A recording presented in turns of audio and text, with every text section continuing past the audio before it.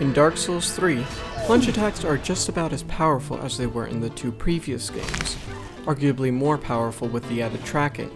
However, there's one way DS3 has arguably regressed when it comes to plunging attacks, and that is while you are plunging, it is held over the shoulder, unlike Dark Souls 1, Dark Souls 2, and Bloodborne, where your weapon is held towards the ground while you fall.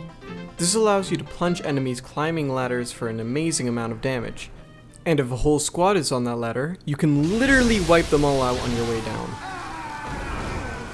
I highly recommend you check out the original video on Komreed's channel and his other ones, as he's literally done things like that multiple times and hasn't got nearly as much recognition as he deserves. Now, you would assume that you could hop down a ladder in a Dark Souls 3 invasion and score similar clips, but in reality,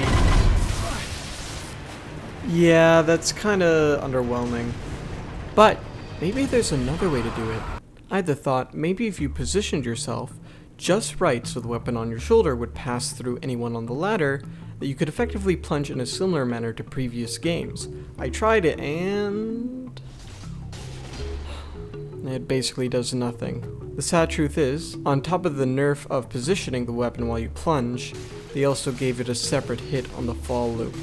To understand why this is, let's break down each part of the plunging attack. For the most part, it's almost identical to other Souls games. There's a plunge startup animation that plays when you press light attack while falling from enough height, then a plunge loop animation that plays until you hit the ground.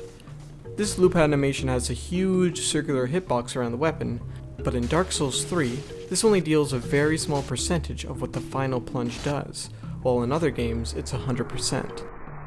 When you finally hit the ground, it plays the land animation of plunges, which also has a hitbox. In Dark Souls 3, only this hitbox has a full plunge hit, and instead of starting with your weapon facing the ground, it has your weapon usually starting overhead, then arcs forward and down towards the ground.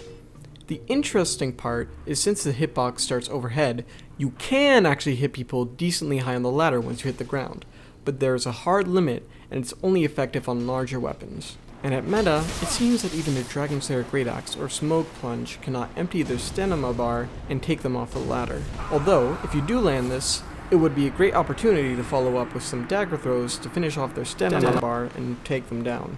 Well, here's hoping that they change this in Elden Ring. Oh, and sorry to make things worse, but unfortunately, it's likely to be the same in Elden Ring unless they decide to change it or add some special mechanic. It's over the shoulder like in Dark Souls 3, and when they land, it does the same animation when they hit the ground. Even though it's cool to plunge people on ladders, I don't mind FromSoft keeping things how they were, as this is not a feature that affects gameplay in a pretty significant sense. Plunges are still as useful for the most part, and in Elden Ring, it is quite likely we'll be seeing the plunge attack a lot more. We saw it in the trailer that you could do a plunging attack from jumping off a horse, and a recent interview with Miyazaki seems to confirm you can do a plunge from any ordinary jump. But hey, in Dark Souls 3, not all hope is lost for ladder kills.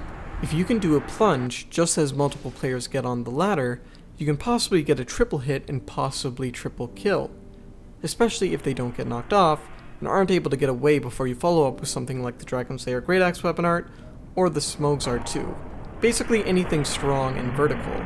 If you happen to get a clip like that, be sure to share it with me as I'd love to see it, and you probably would want to send it to Sunlight Blade as well. Thanks to those who have subbed to me over on Patreon. I represent my patrons here as their characters of choice.